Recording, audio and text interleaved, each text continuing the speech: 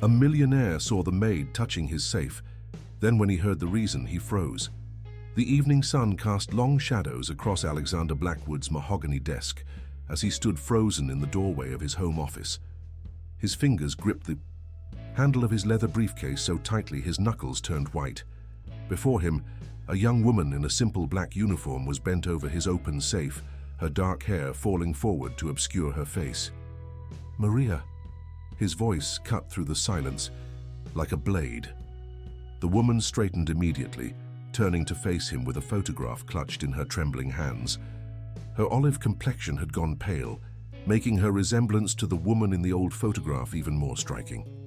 "Mr. Blackwood, I can explain," she said, her voice steady despite her visible nervousness. "I know I shouldn't be here, but—" She held up the photograph, and Alexander felt his world tilt slightly on its axis.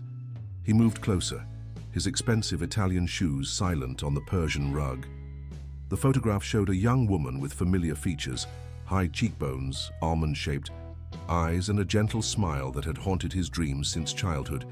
His mother, or at least the woman he'd been told, was his mother. "How did you open the safe?" he demanded, his voice maintaining its characteristic coolness despite the storm brewing inside him. The combination was known only to him, a sequence of numbers he'd chosen specifically because of their significance. Maria's answer sent a chill down his spine. "It was a date, July 15th, 1988. I recognized it immediately because—" She paused, meeting his eyes with an intensity that made him uncomfortable. "It's my birthday." Alexander felt his carefully constructed world begin to crack. The date wasn't just her birthday, it was his mother's as well. The coincidence was too precise to ignore. "You look exactly like her," he said, his voice barely above a whisper. "Why?" Maria shook her head slowly. "I don't know. But when I first saw this photograph while cleaning last week, I couldn't stop thinking about it. The resemblance, it's uncanny. And then there's the birthday coincidence." She hesitated before continuing. "Mr. Blackwood, I grew up in St. Catherine's orphanage. I never knew my parents. When I saw this photo, something just clicked inside me." Alexander moved to his desk, kneading the solid wood beneath his hands to steady himself. For 35 years, he'd believed the story his father had told him, that his mother had left shortly after his birth, unable to handle the pressures of their high society life. He'd built his entire personality around that abandonment, the cold, calculating business mogul who never let anyone close enough to hurt him. But now, standing in his office with this woman who shared his mother's face and birthday, he felt the foundations of that carefully constructed facade beginning to crumble.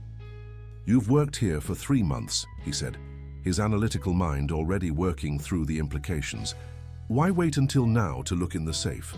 Maria placed the photograph carefully on his desk. "I was afraid of losing my job, afraid of what I might find, afraid of being wrong. But today, when you were supposed to be in Chicago until next week—" She trailed off, her hands clasping together nervously. Alexander picked up the photograph, studying it more closely than he had in years. There was something in his mother's eyes that he'd never noticed before. A hint of sadness. "Have secrets kept. You shouldn't have broken into my safe," he said, but his voice lacked its usual sharp edge. "I could have you arrested." "I know," Maria replied quietly. "But wouldn't you have done the same if you thought you might finally find answers about where you came from?" The question hit him like a physical blow. Because she was right. He would have. He'd spent his entire adult life building an empire in real estate, accumulating wealth and power, but he'd never dared to investigate the mystery of his own origins. His father's warnings about leaving the past in the past had always held him back. But his father was gone now, and the universe had seemingly conspired to place this woman, this living ghost of his mother, in his home. Looking at Maria, Alexander made a decision that would alter both their lives forever. "Tell me everything you know about your childhood, every detail, no matter how small." As the sun continued its descent outside his office window, casting the room in deepening shadows, Alexander Blackwood began to realize that his unexpected, early return from Chicago wasn't just a coincidence. It was the beginning of something much bigger than either of them could imagine. Maria sat in the leather chair across from Alexander's desk, her hands wrapped around a cup of tea that had long since gone cold. The grandfather clock in the corner marked the passing hours as she shared every fragment of her past she could remember. "The nuns at St. Catherine's told me I was left there as a newborn," she explained, her eyes fixed on the dark liquid in her cup. "There was no note, no explanation, just a blanket with my first name embroidered on it. They gave me the last name Santos because I arrived on All Saints' Day." Alexander leaned forward, his elbows resting on his desk. The strict posture he usually maintained had softened as the night wore on. "And you never tried to find your biological parents?" A bitter smile crossed Maria's face. "Of course I did. As soon as I turned 18, I started searching, but there were no records, no birth certificate I could find.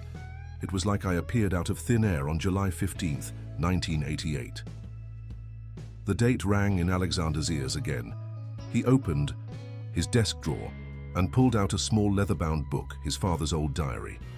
He'd never allowed himself to read it, honoring his father's privacy even after his passing. But now, "My father told me my mother left because she couldn't handle the responsibilities of being a Blackwood," he said, running his fingers over the diary's worn cover. "He said she was young, unstable, unprepared for the life she'd married into. I never questioned it because, well, why would he lie?" Maria set down her teacup and leaned forward. "Mr. Blackwood, Alexander, may I ask you something personal?" He nodded, surprising himself with how easily he was letting his usual guards down. "Why did you never try to find her yourself? You have resources, connections. You could have hired private investigators." Alexander's fingers tightened on the diary. "Fear," he admitted, the word feeling foreign on his tongue. "Fear that I'd discover she truly didn't want me. That she had another family, other children she chose to stay with. I built this entire empire trying to prove I was worth something, worth staying for." He gave a self-deprecating laugh. "Pathetic, isn't it?" "No," Maria said softly. "It's human." Their eyes met across the desk, and for a moment Alexander saw more than just his mother's features in Maria's face. He saw understanding, compassion, and a determination that matched his own. "We should look through your father's study," Maria suggested. "There might be more photographs, documents." "No," Alexander interrupted, standing suddenly. "We need to start at the beginning, the real beginning." He picked up his phone and began dialing a number from memory. "James, I need you to clear my schedule for the next week." "All of it?" "Yes, even the Shanghai deal." He paused, listening. "Something more important has come up. Family business." Maria watched him with wide eyes as he ended the call and turned to her. "I'm going to need your help," he said, "and you'll need to take some time off from your regular duties. With full pay, of course. What are you planning?" Alexander walked to the window, looking out at the city lights twinkling in the distance. "My father was a methodical man. He kept records of everything, except when it came to my mother. That gap in his usual behavior, it means something, and I think I know where we need to start looking." He turned back to Maria, his expression more open than she'd ever seen it. "There's a summer house in Newport where my parents spent their first year of marriage. My father never sold it, never rented it out, but he also never went back after my mother left. I haven't been there since I was a child, but I remember seeing boxes of old photographs in the attic." "You think we might find answers there?" "I think," Alexander said slowly, "that we're going to find much more than just answers. The question is, are you ready for what we might discover?" Maria stood, squaring her shoulders. "I've spent my entire life ready for this moment. The real question is, are you?" Alexander looked down at his father's diary, still clutched in his hand.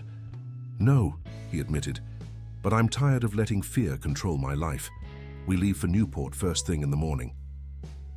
As they made plans for their journey, neither of them could shake the feeling that they were standing on the edge of a revelation that would change everything they thought they knew about themselves and each other. The Newport summer house loomed before them, a Victorian masterpiece overlooking the Atlantic Ocean, Its weathered shingles and wraparound porch spoke of forgotten summers and buried secrets. Alexander stood at the iron gates, key in hand, while Maria hung back, taking in the magnificent structure that had stood empty for so many years. "It's beautiful," she whispered, her eyes tracking the ornate architectural details that seemed to tell a story of their own. But sad somehow, like it's been waiting for someone to come home. Alexander pushed open the gate, its hinges protesting with years of disuse. "My father kept a maintenance service for the grounds, but nobody's been inside since." He paused, calculating. "Since I was about 5 years old, the last time he brought me here." They made their way up the shell-lined path to the front door. Alexander's hands shook slightly as he fitted the old brass key into the lock. The door opened with surprising ease, releasing the musty scent of preserved memories. Sheets draped the furniture like pale ghosts, and dust motes danced in the beams of sunlight streaming through the windows. Maria reached for a light switch, but Alexander stopped her. "The electricity was turned off years ago," he explained. "I brought flashlights." He handed her one from his bag, keeping another for himself. They moved through the first floor methodically, their footsteps echoing on the hardwood floors. Everything was exactly as Alexander remembered.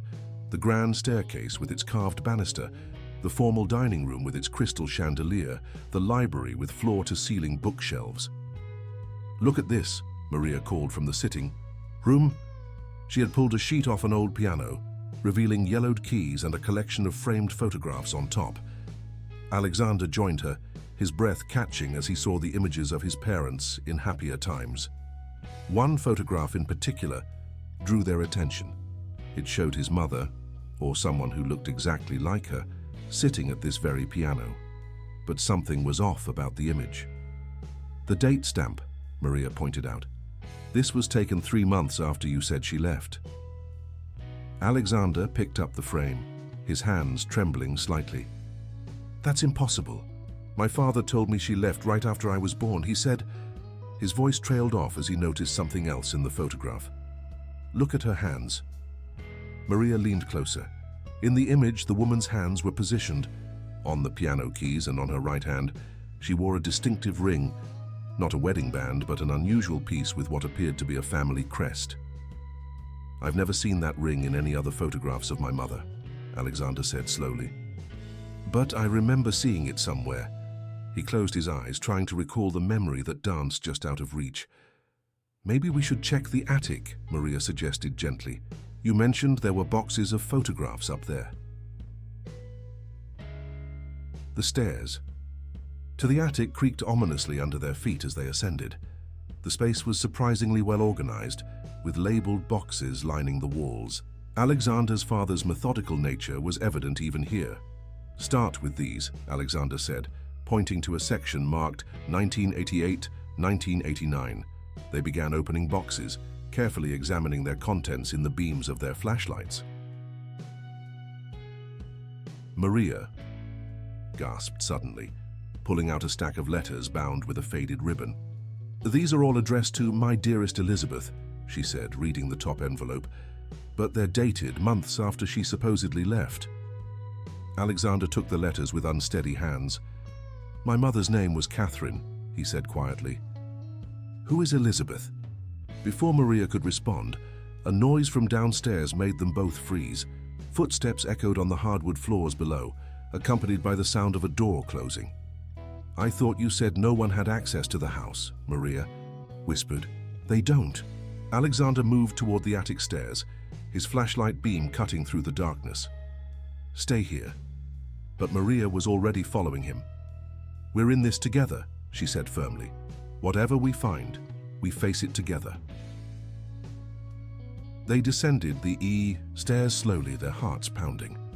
The footsteps had stopped, but they could hear someone moving around in the library. Alexander gripped his flashlight tighter, using it as much for a potential weapon as for illumination. As they reached the bottom of the stairs, a familiar voice called out from the darkness. "I wondered how long it would take you to come here, Alexander."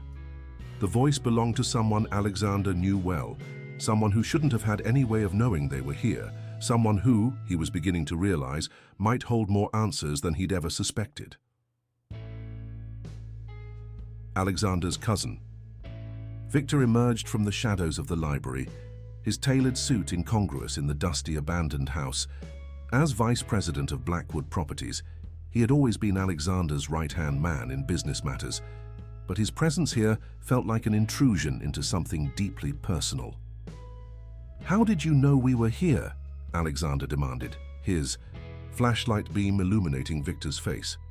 Victor smiled, but it didn't reach his eyes. "When you cancelled the Shanghai deal, I knew something was wrong. You've never put anything ahead of business before, so I had you followed." He turned his attention to Maria, his expression hardening. "I see our new maid has been quite influential." "She has nothing to do with this," Alexander said sharply, but Maria stepped forward. "I have everything to do with this," she corrected, meeting Victor's gaze steadily. "And you know it, don't you? That's why you're here." Victor's smile faltered for a moment. He reached into his jacket pocket and withdrew an envelope, yellowed with age. "I thought you might find this interesting, cousin. It's a letter your father wrote to me before he passed away." Alexander took the envelope cautiously. "Why are you showing this to me now?" "Because," Victor said, "I made a promise to your father to protect the family legacy, and you're about to uncover things that could destroy everything we've built." Alexander opened the envelope, unfolding the letter inside. As he read, his face drained of color. Maria watched him anxiously, noting how his hands began to shake. "What does it say?" she asked softly. "It's about my mother," Alexander replied, his voice hollow. "And her sister, her twin sister." He looked up at Maria, his eyes wide with realization. "Elizabeth." Victor moved to the window, looking out at the manicured grounds. "Your father wasn't entirely honest with you about why your mother left, Alexander. But he had his reasons. The family's reputation, the business, your own well-being. Everything was at stake." "Tell me everything," Alexander demanded.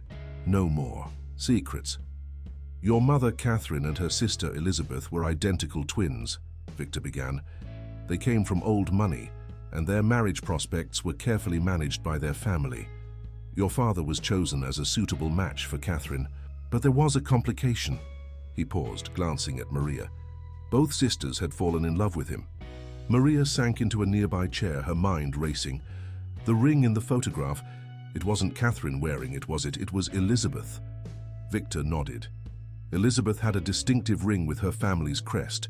She never took it off. It was the only way to tell them apart sometimes. "But what happened to them?" Alexander pressed. "Why did my mother really leave?" "That's the thing," Victor said, his voice growing quiet. "We're not entirely sure which sister actually left. Catherine and Elizabeth had a habit of switching places occasionally. They'd been doing it since childhood. And during the months surrounding your birth, there was a lot of confusion about who was who." Alexander felt the room spin slightly. "Are you saying you don't know which sister was actually my mother?" "It's more complicated than that," Victor replied. "Both sisters were pregnant at the same time. Both gave birth on July 15th, 1988, and in the chaos that followed." He trailed off meaningfully. Maria stood suddenly, her face pale. "That's my birthday," she whispered. "I was left at the orphanage as a newborn on July 15th, 1988. The implications hung heavy in the air. Alexander looked between Victor and Maria, his world tilting on its axis once again. "There's more," Victor said, reaching into his briefcase. "Much more. But before I show you these documents, you need to understand something.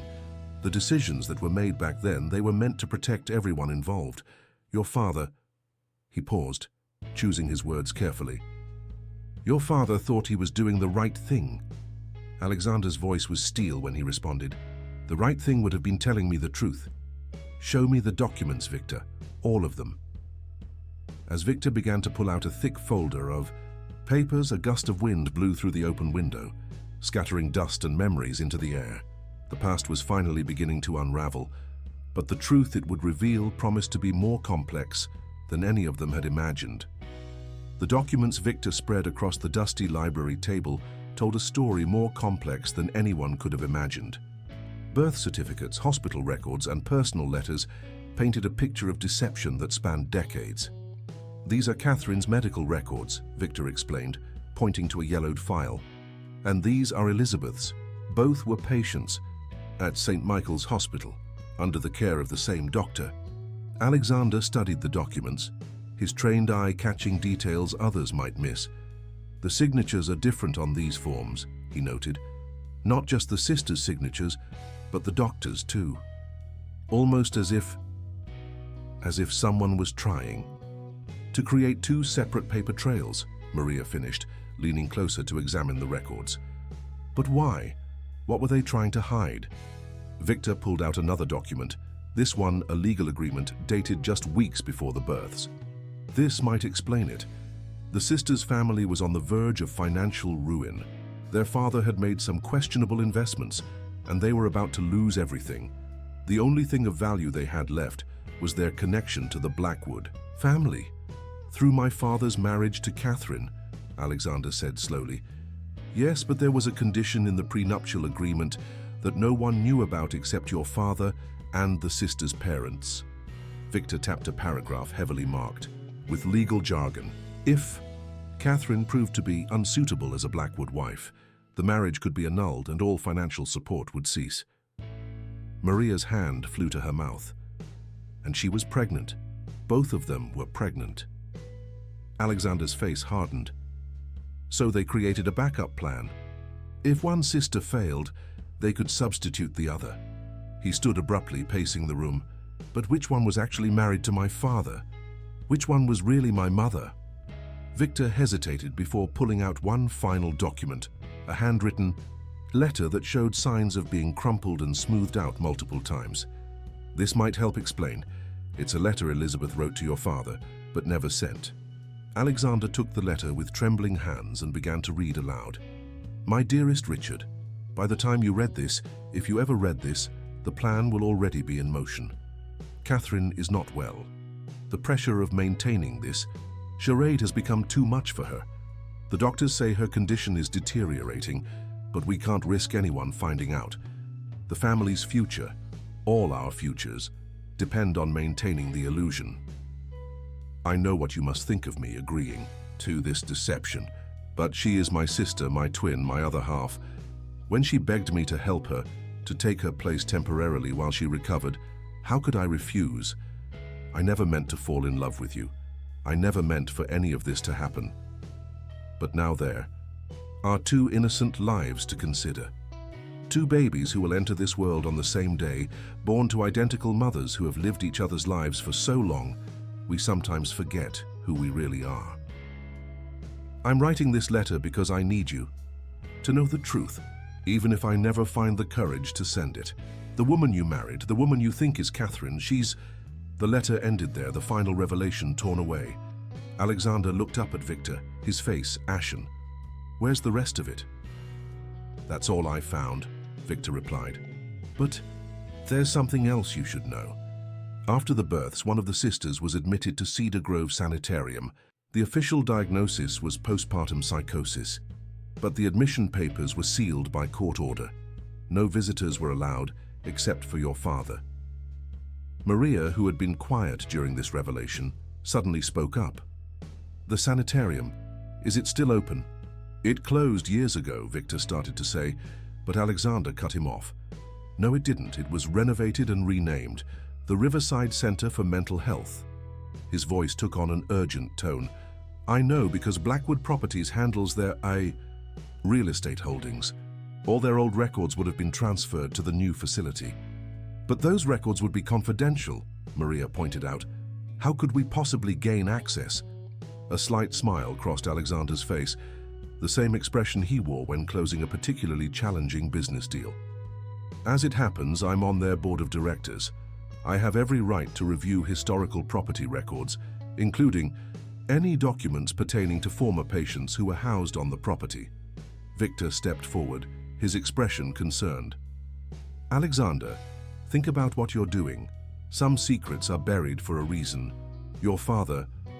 My father is gone, Alexander interrupted sharply, and I'm tired of living with his lies. Maria and I deserve to know the truth about where we came from. He turned to Maria. Are you with me? She stood, squaring her shoulders. all the way.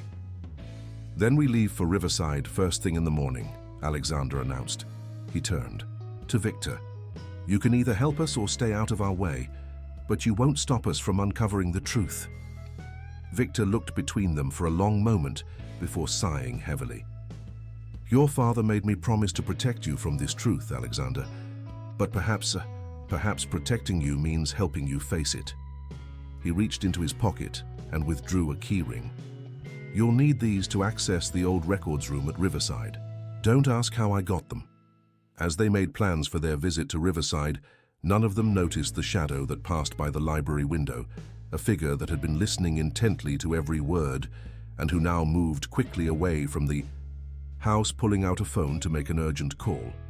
The Riverside Center for Mental Health stood like a sentinel against the morning sky, its modern glass facade a stark contrast to the Gothic architecture of the original building visible behind it.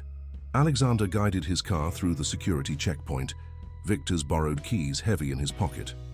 Remember the plan, he said quietly to Maria as they walked through the lobby.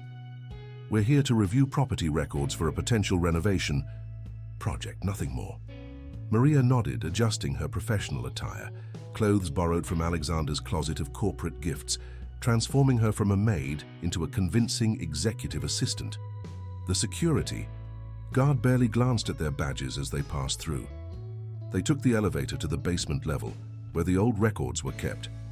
The key turned smoothly in the lock, and they stepped into a vast room filled with filing cabinets and shelves of bound volumes. Start with 1988, Alexander directed, moving to the appropriate section. Look for anything related to admissions during July or August. They worked methodically, the only sound the rustling of papers and the occasional hum of the fluorescent lights overhead. After an hour of searching, Maria called out softly, Alexander, I found something. She held up a file, its edges worn with age. But it's strange. The patient's name is listed as Jane Smith, obviously an alias, but look at the admission date, July 16th, 1988. The day after we were born. Alexander joined her, taking the file with careful hands. As he read, his expression grew increasingly troubled. The attending physician notes that the patient was experiencing severe emotional distress and displaying signs of... He was interrupted by the sound of the door opening. Both turned, expecting to see Victor or perhaps a security guard. Instead, they found themselves facing an elderly woman in a crisp nurse's uniform, her white hair pulled back in a neat bun. I was wondering when you'd finally come looking, she said, closing the door behind her. I've been waiting for this day for 35 years. Alexander stepped forward protectively, placing himself between the nurse and Maria. Who are you? My name is Sarah Chen. I was the night nurse on duty when they brought her in. The old woman's eyes moved between Alexander and Maria. When they brought both of them in. Both of them, Maria whispered. Nurse Chen nodded slowly. Catherine and Elizabeth. They were identical in every way, except for how they held themselves. Catherine was always trying to make herself smaller, as if she wanted to disappear. Elizabeth, she had a fire in her eyes, even on that terrible night. Alexander's voice was hoarse when he spoke. You were there. You know what happened. I was young then, just starting my career. I didn't understand all the politics, the family dynamics at play, but I understood enough to know that what was happening wasn't right. She moved to a filing cabinet, pulling out a key on a chain around her neck. I've kept these safe all these years, waiting for someone to come asking the right questions. The drawer opened with a metallic screech, revealing a small box pushed to the back. Nurse Chen retrieved it, holding it out to Alexander. Your father paid a lot of money to have certain records destroyed, she explained, but I couldn't do it, not after what I witnessed that night. Alexander took the box, his hands trembling slightly. Why help us now? Because I made a promise, she replied softly, to both Catherine and Elizabeth. They made me swear that if their children ever came looking for answers, I would help them understand the truth. Maria stepped forward. You knew we would come, both of us? They knew. Somehow they knew you would find each other. Nurse Chen's eyes filled with tears. They wanted you to know that everything they did, all the secrets, all the deception, it was to protect you both. Alexander opened the box carefully. Inside lay a collection of letters, photographs, and a small leather diary. But what caught his attention immediately was a single photograph on top, a picture of two identical women in hospital beds, each holding a newborn child. On the back, written in shaking handwriting, were 4 words that made his heart stop. "Our children forever entwined." Before he could process what he was seeing, an alarm began blaring throughout the building. Nurse Chen's face went pale. "Someone knows you're here," she said urgently. "Someone who doesn't want these secrets revealed. You need to leave now. Take the box. Everything you need to know is inside." As they hurried toward the exit, the sound of approaching footsteps echoing down the corridor, Alexander clutched the box to his chest, knowing that within its contents lay the answers they'd been seeking, and perhaps even more questions they hadn't thought to ask. Alexander's private study had become a sanctuary of secrets as he and Maria carefully examined the contents of Nurse Chen's box. The afternoon sun cast long shadows across the scattered photographs and letters that covered his desk, each item a piece of the complex puzzle they were trying to solve. "Look at this," Maria said, holding up a photograph that made her hands tremble. "It's dated 3 days before we were born. They're both wearing the same dress, standing in front of a mirror. The caption says, 'One last switch.'" Alexander took the photo, studying the identical women with newfound understanding. They were planning something big enough to need photographic evidence. He reached for the leather diary, its pages yellow with age. Listen to this entry. July 12, 1988, Richard suspects nothing, which is both a blessing and a curse. He looks at me with such love, never questioning whether I'm truly his wife or her stand-in. Sometimes I forget myself, which role I'm playing, which sister I'm supposed to be. But it doesn't matter now. In 3 days, everything will change. The plan is set. One of us will take both children to safety, while the other creates a diversion that will keep Richard and the family from looking too closely at the truth. It's the only way to protect them from what's coming. Maria leaned back in her chair, processing the implications. But which sister wrote this? Catherine or Elizabeth? "That's just it," Alexander said, flipping through more pages. "They seem to have written in the diary interchangeably, sometimes in the same entry. It's like they were 2 halves of the same person, sharing one life." He pulled out another document, a legal contract dated just weeks before their birth. "This is interesting. It's a trust agreement, establishing a significant fund in the name of the second child. The money was to be held until that child's 35th birthday. That's this year," Maria whispered. "Just a few months from now." Their conversation was interrupted by a knock at the study door. Victor entered, his face grave. "We have a problem. The board of directors at Riverside is asking questions about your visit to the records room. Someone made a call." Alexander's expression hardened. "The same someone who triggered the alarm system." "Most likely, but that's not all." Victor placed a manila envelope on the desk. "These were just delivered to my office. They're photographs of you and Maria at the Newport house at Riverside. Even here in your study, someone's been watching your every move." Maria picked up one of the surveillance photos, her hand shaking slightly. "But who and why now?" Before anyone could respond, Alexander's phone buzzed with a text message. His face went pale as he read it.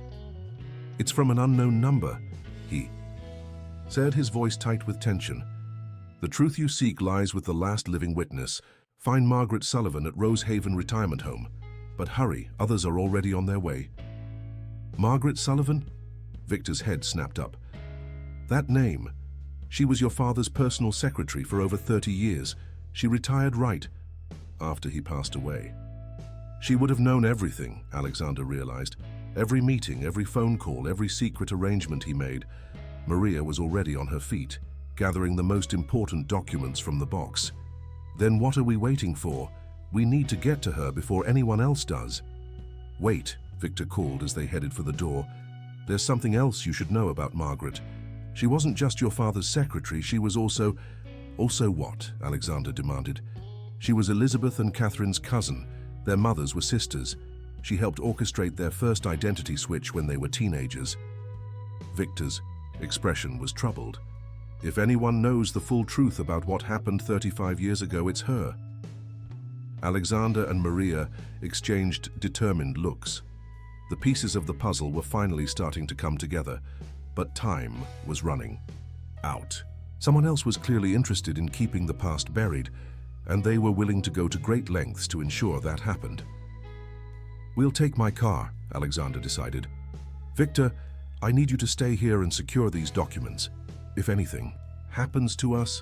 "Nothing's going to happen," Maria interrupted firmly. "We've come too far to stop now." As they rushed from the study, neither noticed the small red light blinking beneath Alexander's desk, a listening device that had captured every word of their conversation. In a darkened room across the city, someone smiled as they heard the plans unfold, already setting in motion their own countermoves in this elaborate game of truth and deception. Rose Haven Retirement Home sat nestled among manicured gardens, its brick facade warm in the late afternoon sun. Alexander and Maria rushed through the elegant lobby, their hearts pounding with urgency. The receptionist looked up as they approached, her professional smile faltering at their intense expressions. "We're here to see Margaret Sullivan," Alexander announced, trying to keep his voice steady. "It's urgent." The receptionist's face fell. "I'm sorry, but Mrs. Sullivan was checked out this morning by her niece. They left in quite a hurry." Maria stepped forward. "Her niece? Did she leave a name?" "Let me check the log." The receptionist typed briefly on her computer. "Yes, here it is. The niece's name was..." She squinted at the screen. "Elizabeth Sullivan." Alexander and Maria exchanged alarmed looks. They both knew that name couldn't be real. Elizabeth would be the same. Age as Margaret's cousins, Catherine and Elizabeth, not young enough to pass as a niece. "Do you have security cameras?" Alexander asked, already pulling out his phone to call Victor. "Of course, but..." The receptionist was interrupted by a soft voice behind them. "Looking for Maggie? You just missed the show." They turned to find an elderly man in a wheelchair, a chessboard balanced on his lap. His eyes twinkled with intelligence as he studied them. "I'm Herbert, Maggie's chess partner." He moved a piece on the board absently. "Been playing together every afternoon for 5 years, until today, when that woman showed up claiming to be her niece." "Did you see them leave?" Maria asked eagerly. "Which way did they go?"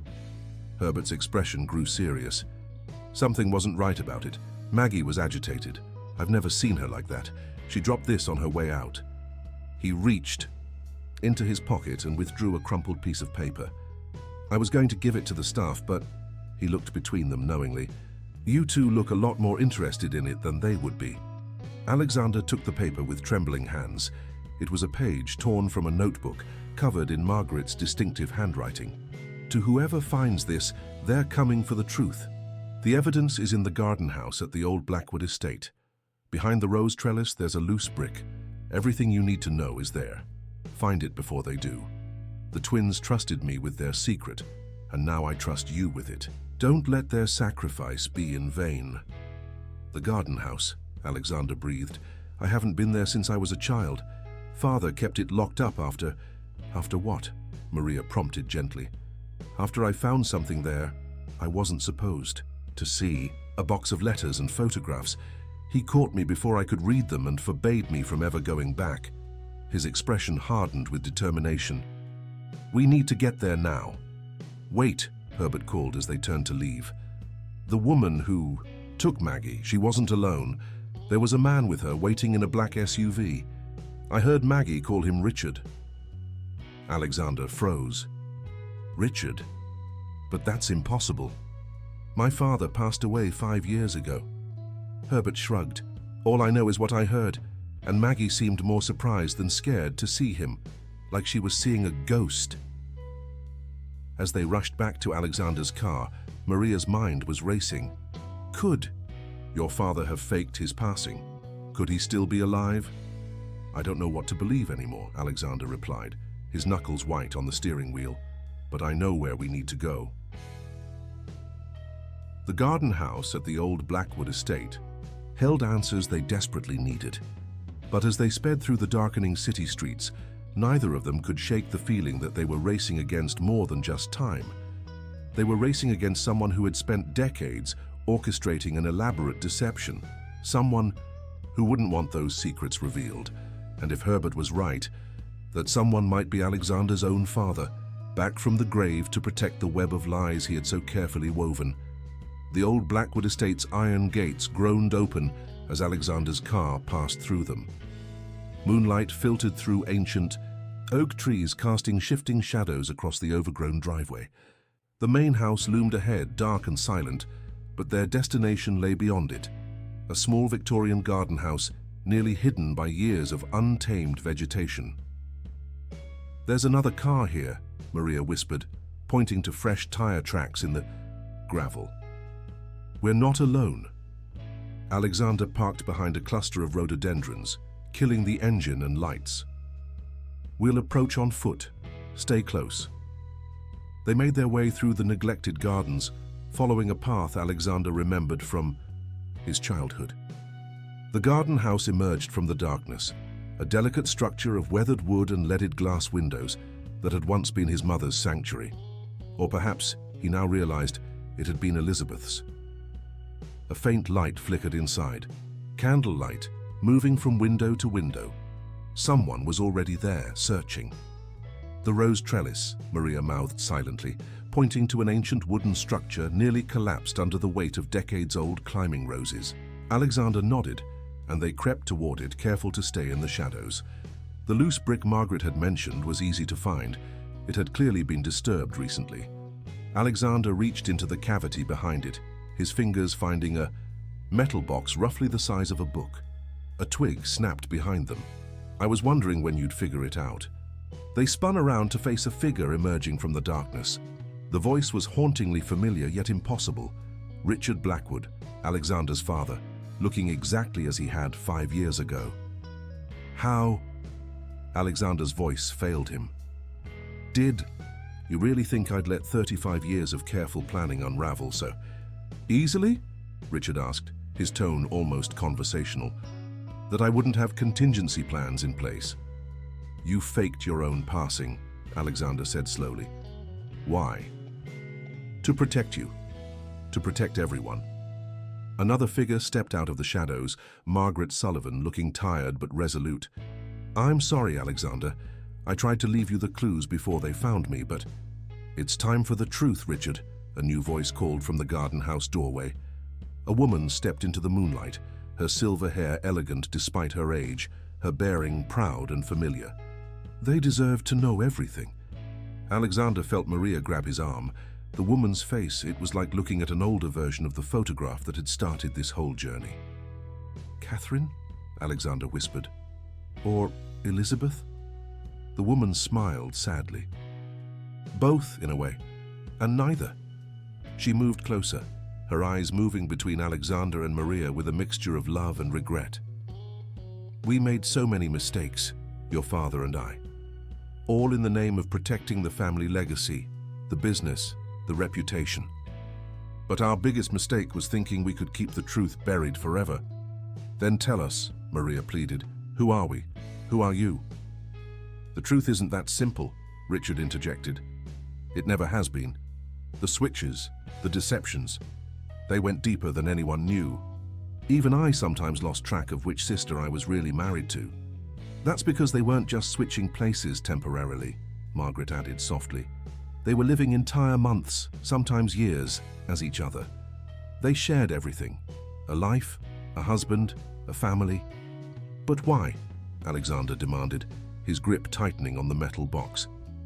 "Why go to such lengths to deceive everyone?" The silver-haired woman, whether Catherine or Elizabeth, moved to touch his face, but he stepped back. Her hand fell to her side. "Because of the inheritance," she said quietly. "Because of a clause in your grandfather's will that would have destroyed everything if the truth came out. Because we thought we were protecting you both. But mostly..." She looked between Alexander and Maria, tears glinting in her eyes. "Because we couldn't bear to choose between our children." A sudden gust of wind swept through the garden, causing the candles inside the garden house to flicker wildly. in that moment of shifting shadows, no one noticed the figure watching from the upper window of the main house, a figure whose presence would change everything they thought they knew about that night, 35 years ago. The metal box in Alexander's hands seemed to grow heavier with each passing moment. Inside it lay the final pieces of a puzzle that had shaped their entire lives. With trembling fingers, he opened the clasp. "Wait," Richard said, stepping forward. "Before you look inside, there's something you need to understand about that night, about why everything happened the way it did." The silver-haired woman touched his arm gently. "Let them see, Richard. No more manipulating the truth." Alexander lifted the lid. Inside lay a stack of letters, photographs, and a small leather notebook. But what caught his attention immediately was a legal document on top, its official seal still intact. "It's a contract," he said, scanning the first page. "Dated July 14th, 1988, the day before we were born." Maria leaned closer to read over his shoulder, her breath catching as she processed the words. "It's an agreement between Catherine and Elizabeth. They agreed to raise their children together, regardless of which sister was legally married to Richard. We thought we had the perfect solution," the silver-haired woman explained. "We would continue switching places as we had been doing, but now with a purpose, to ensure both children would have equal claim to the Blackwood legacy." "But something went wrong," Margaret interjected. "Something none of us saw coming." Richard's face darkened with the memory. "Your grandfather's lawyers discovered the switches. They had proof that both Catherine and Elizabeth had been alternating as Mrs. Blackwood. According to the terms of the inheritance, such deception would mean immediate forfeiture of everything. The company, the properties, the entire family fortune. We had hours to make a decision," the silver-haired woman continued. "Hours to decide how to protect our children from the scandal, from the loss of their inheritance, from the shame that would follow them their entire lives." Alexander pulled out a photograph from the box, 2 newborn babies lying side by side in hospital bassinets. The names on their bracelets were clearly visible: Baby Girl Blackwood A and Baby Girl Blackwood B. "You deliberately obscured which baby belonged to which mother," he said quietly. "We did more than that," the woman admitted. "We made sure no one, not even us, could ever be certain. It was the only way to protect you both. If no one knew for sure which child belonged to which sister, then no one could prove the deception," Maria finished, understanding dawning in her eyes. "But that means—" "It means we don't know," Richard said heavily. "We deliberately lost track of which sister was which baby was which. The switches became so frequent, so complete, that the truth became impossible to unravel." Alexander's hands were shaking as he continued to examine the contents of the box. He pulled out a final document, a letter addressed to both him and Maria, dated just months ago. "My dearest children," he read aloud, "if you're reading this, then you've finally found each other, just as we always hoped you would. The truth you've been searching for isn't what you expected, because there is no single truth. Catherine and Elizabeth became one person in their love for you both, just as you are both equally Blackwoods, regardless of biology. The inheritance your grandfather tried to protect through his rigid rules was never about money or property. The real Blackwood legacy is the love that led 2 sisters to share one life, one husband, one family, all to protect their children. We made many mistakes, but loving you both equally was never one of them." Alexander looked up at the silver-haired woman, seeing her now with new eyes.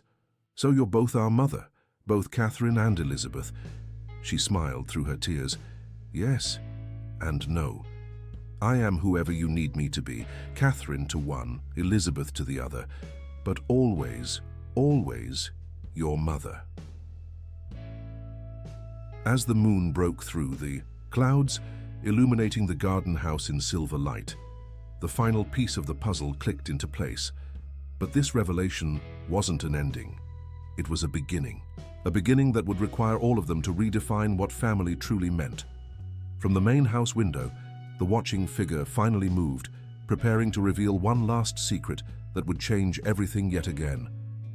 The crunch of footsteps on gravel drew everyone's attention to the path leading from the main house. A figure emerged from the shadows, an elegant woman whose bearing was identical to the silver-haired woman standing with them. "I couldn't stay away any longer," she said, her voice a perfect match to her twins. "Not when everything is finally coming to light." The silver-haired woman, who had been speaking as both Catherine and Elizabeth, gasped softly. "Sister!" Maria stepped forward, her heart pounding. "Then you're Elizabeth," the newcomer said at the exact moment the other woman said, "Catherine." They looked at each other and smiled, the same smile, the same slight tilt of the head. "Even now we can't help but synchronize," the second twin said softly. "Old habits die hard, it seems." Richard looked between the two women, his expression a mixture of love and regret. "I thought we agreed you would stay away until we were sure it was safe." "Safe?" The newcomer's voice held a note of challenge. "We've hidden behind that word for 35 years, Richard. Look where it's gotten us. Our children searching for scraps of truth, our family fractured by secrets." Alexander's mind was racing, trying to process this new development. "But if you're both here, then who has been switching places all these years?" The twins exchanged a look that spoke of decades of shared secrets.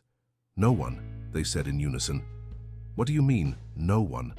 Maria asked. Catherine, or perhaps Elizabeth, stepped forward. "After the initial switches during our pregnancies, after we ensured no one could trace which baby belonged to which mother, we stopped switching. But we maintained the illusion that we were still doing it," her sister continued. "We let people believe we were still trading places, still sharing one life. It was the perfect cover." "Cover for what?" Alexander demanded. "For the truth," Richard answered quietly, "that both of you belong to both of them, that the Blackwood inheritance couldn't be threatened by questions of legitimacy because there was no single truth to discover." Margaret. Sullivan moved to stand beside the twins. "I helped them maintain the illusion. Different appearances at different events, carefully timed phone calls and meetings. Everyone thought they were seeing the same woman at different times, never realizing they were actually seeing both sisters." "The garden house became our meeting place," one twin explained. "Here, we could be ourselves, be together, plan how to protect you both." "But why maintain the deception for so long?" Maria asked.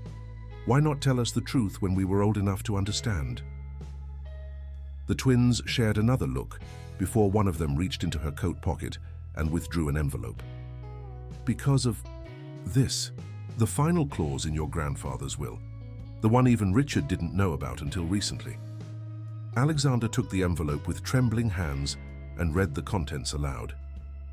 "In the event that the true identities of Catherine and Elizabeth Blackwood's children remain undetermined until both children reach the age of 35, the entire inheritance shall be divided equally between them, regardless of maternal lineage." "Your grandfather wasn't trying to prevent us from switching places," one twin said softly. "He was testing us, testing our commitment to protecting both children equally." "He knew?" Richard asked, genuine surprise in his voice. "He knew everything," the other twin confirmed. "And he approved. His will wasn't a trap, it was a challenge. One we've spent 35 years meeting." Maria looked between the twins, tears in her eyes. "So when I found that photograph in the safe, it wasn't an accident," they said together. "We arranged everything. The safe combination, the timing, making sure you were hired as Alexander's housekeeper. We knew you would find each other when the time was right." Alexander ran his hands through his hair, overwhelmed. "But why now? Why not tell us sooner?" "Because in 3 days," one twin said, "you both turn 35. The final condition of the will's challenge will be met.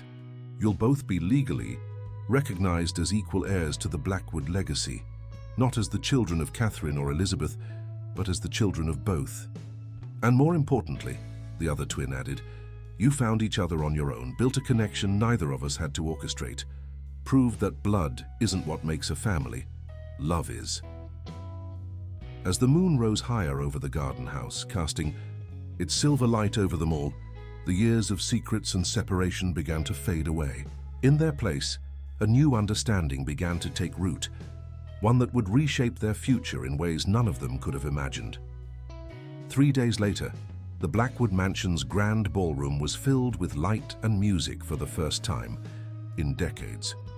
The occasion was officially listed as a 35th birthday celebration for Alexander and Maria, but it was really a celebration of truth, of family reunited, of love that transcended conventional boundaries.